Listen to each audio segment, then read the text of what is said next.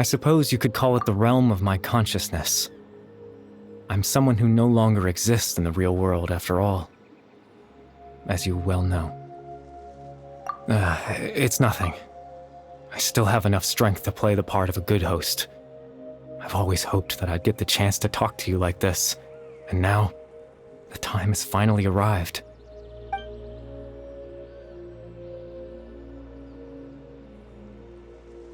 Extreme sorrow and pain, hope and regret coursing through your veins, and a degree of abyssal power that defies comprehension.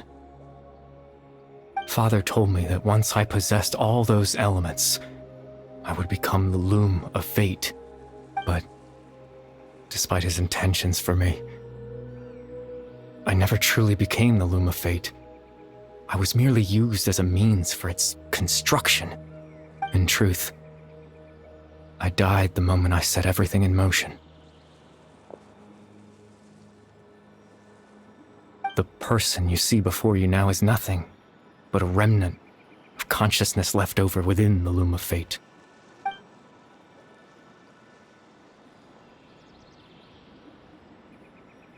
As for your question, the loom of fate is a device capable of weaving ley lines.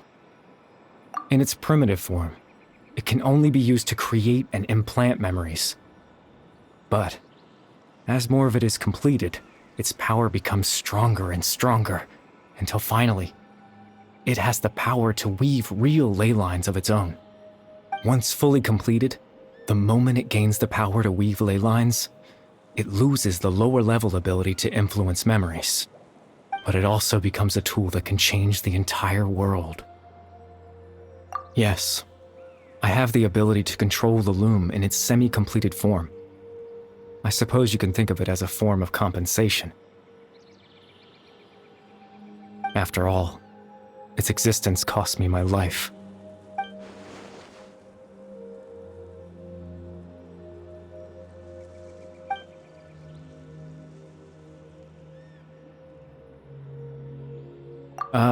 That. I was wrong to implant those memories. I'm sorry I caused so much trouble. Not only for everyone in the village, but for you as well.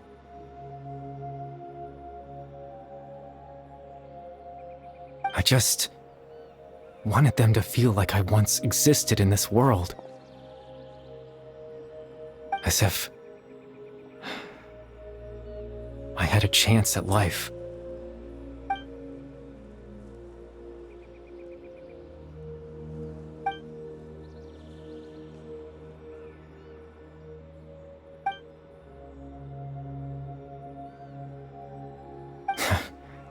I know what you must be thinking. Why would I do something so meaningless? But I just couldn't accept it. I had to know what it would be like if I had my own life. What kind of person I would be. What other people would think of me.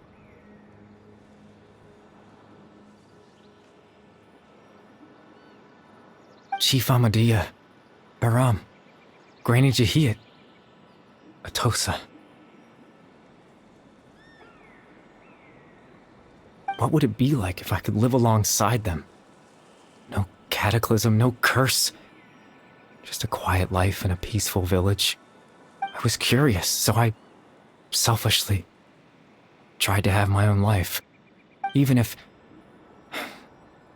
that meant piecing together the version of myself that could have been. One memory at a time. I know it sounds stupid. After all, my life ended a long time ago. Any chance at living was stripped away from me when I was 8 years old. My consciousness left to mature in an illusory world of nothingness. Even the form you see before you was nothing but an invention based on my father's appearance. An imagined version of what I would look like if I had the chance to grow up.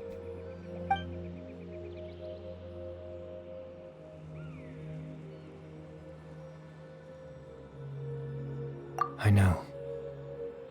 But But there's nothing I can do to make them find me. If I could exist in the real world, I would return without a second thought and surprise them with the suddenness of it all. But, well, that's not possible for me.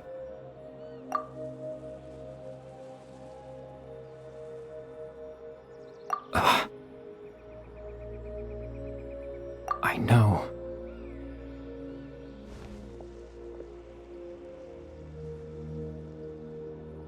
Captain Dainsleif. Twilight Sword, you mean? No need to meet up with him. Things should already be settled on his end. Exactly. As someone who could only exist in people's memories, the fact that I'm able to talk to you in my consciousness like this can only mean one thing. The Loom of Fate has already been completed.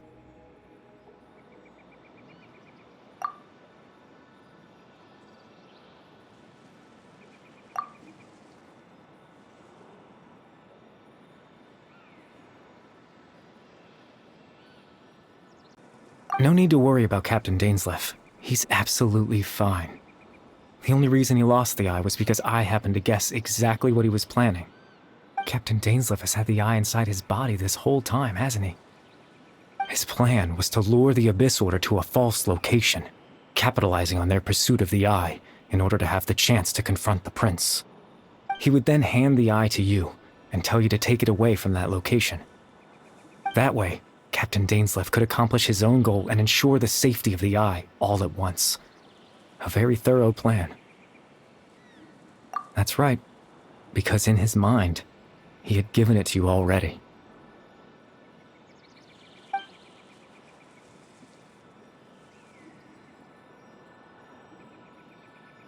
Before you two entered that false location. Traveler, wait.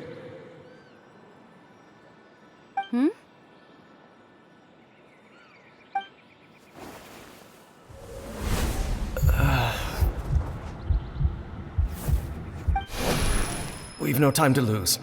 Let's head inside.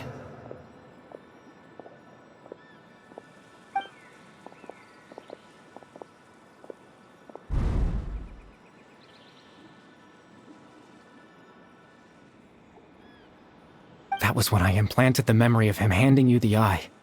Given the tense situation at that time, Captain Dainsleif failed to notice anything out of the ordinary, and took that memory to be real. I'm sorry, Traveler, but I needed the Loom of Fate to be completed. And to do that, we had to retrieve the eye.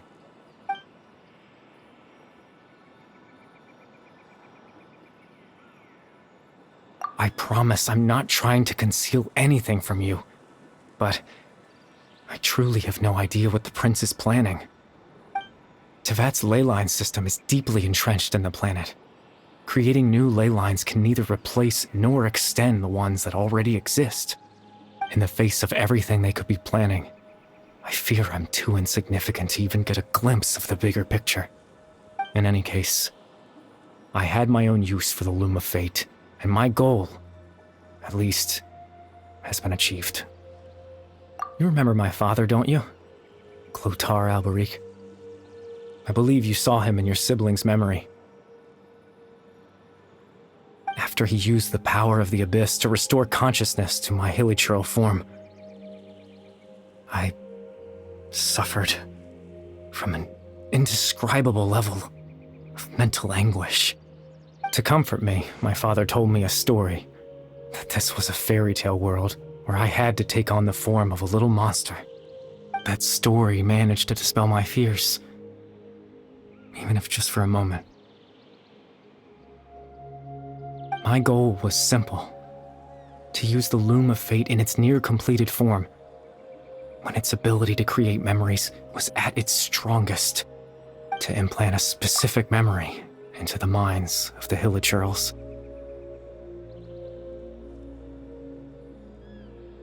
In that memory, I would tell them a story, just like my father did for me. It was a story of fairy tales and love. But more than anything, It was the story of us.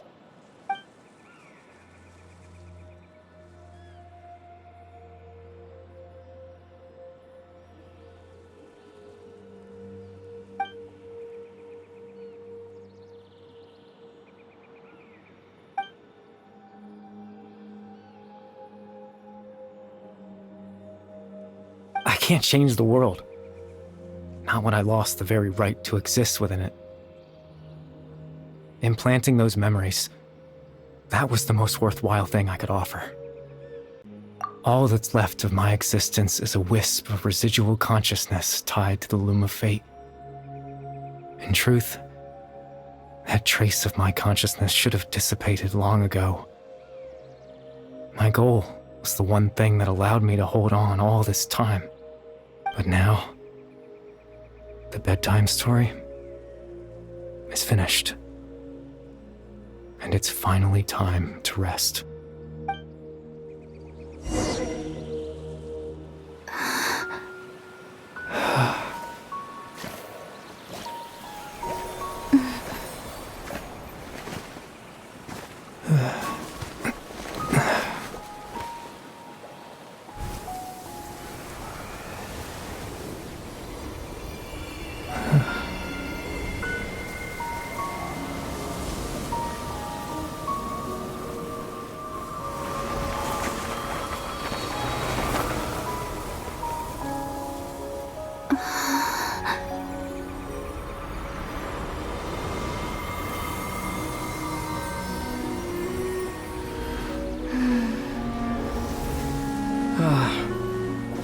Looks like I was too late to see Kari Bear one last time.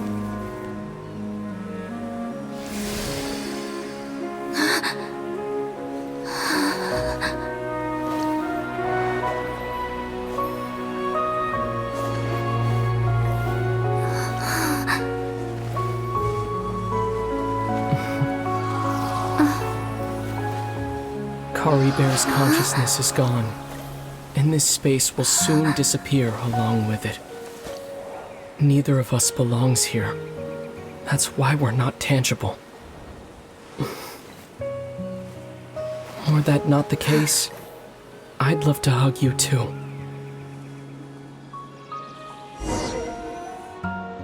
Well, how about a conversation?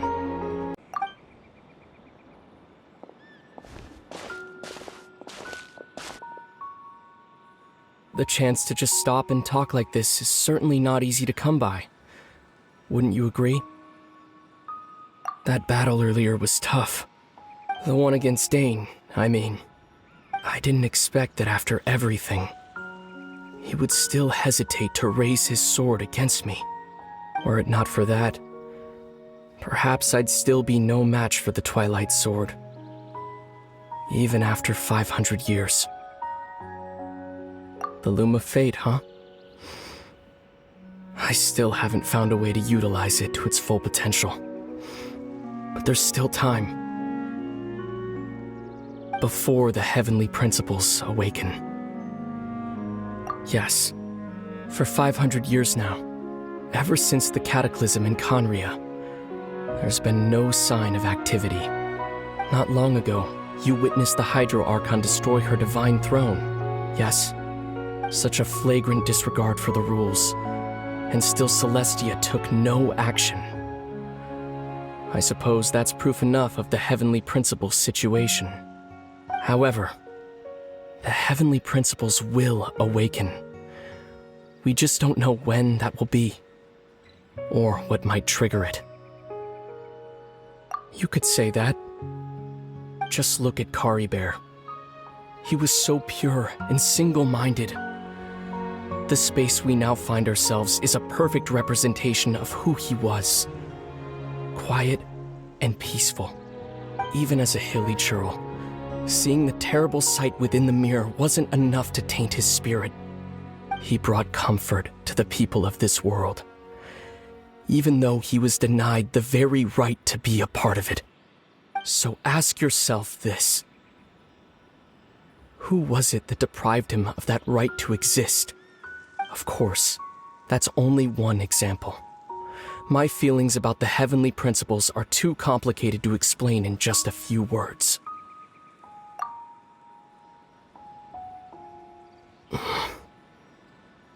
Lumine?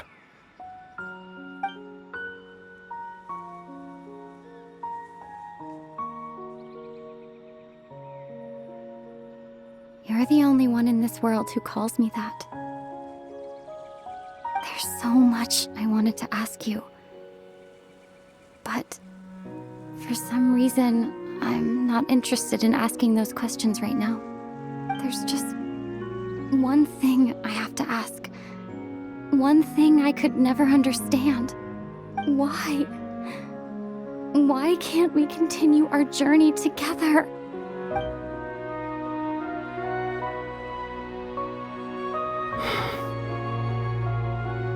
At the end of my journey, I arrived at a place known as the Sea of Flowers at the end. Do you remember? A long time ago, when we traveled between worlds together. You told me. You wanted to find a place in the universe where that one flower was in full bloom. To have a place like that suddenly appear before me? Well, would you think of that as a coincidence? You mean? I miss you too, Lumine. But as this war continues to rage, and as I continue to seek that final answer, I don't even know how to face myself sometimes. Let alone my own sister. What's going on? This space has lost its tether. I doubt it'll be able to exist much longer. In fact, aside from our ability to physically interact with each other, there's something else you should know about this space. With Kari Bear gone, we won't be able to remember anything that happened here. Everything in this space will be wiped from existence, including all memory of our reunion. You're only telling me this now?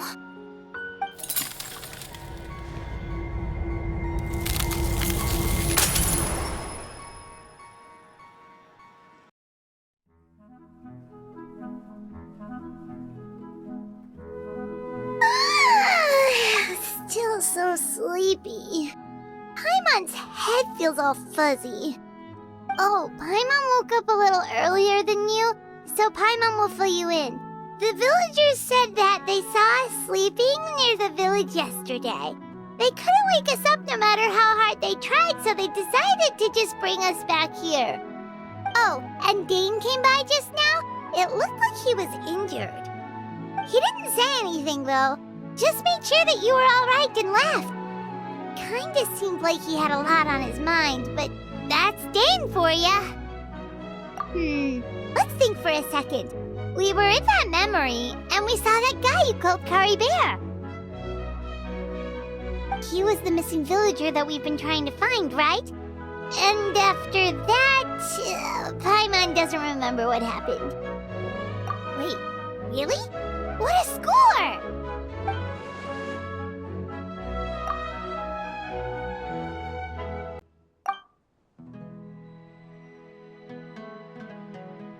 Well, what happened after that?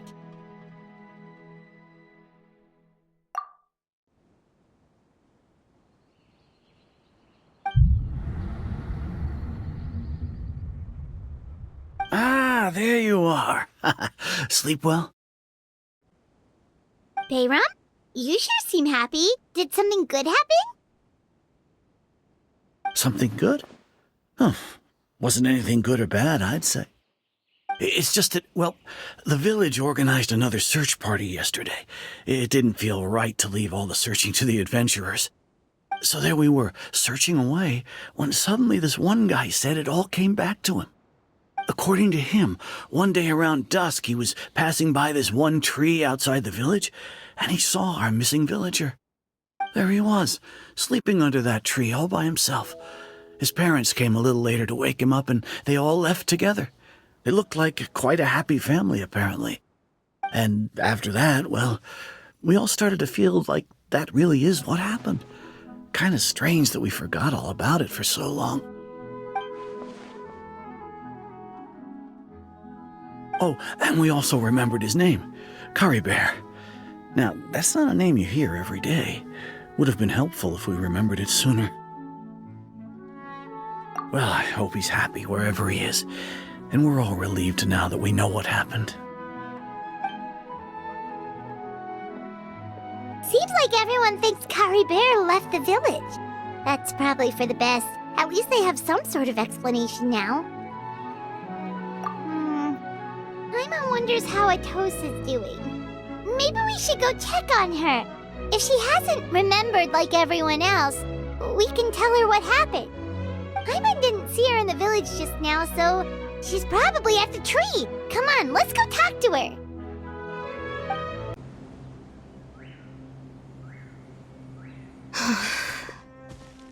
Hey, Atosa, how's it going?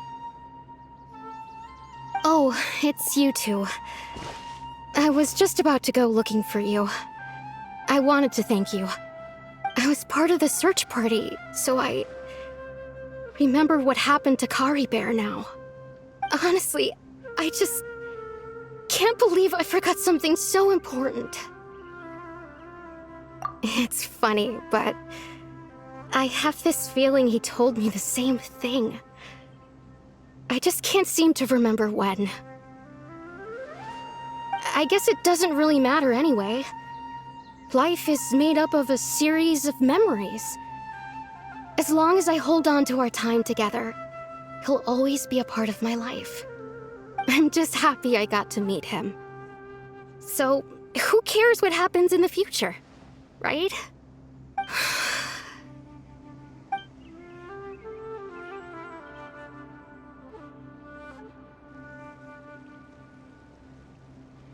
Okay, I'll admit, I'm just putting on a brave face. I was dumped, wasn't I? Otherwise, why would he just leave like that without saying goodbye? You don't need to comfort me. I'll be okay. It's just like Curry Bear said.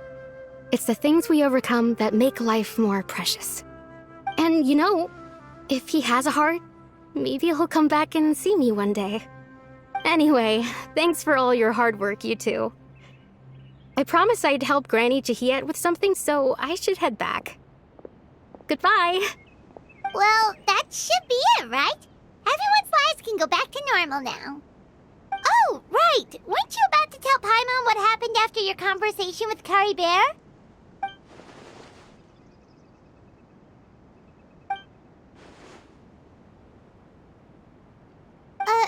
A picture? Where'd that come from? Let Paimon see.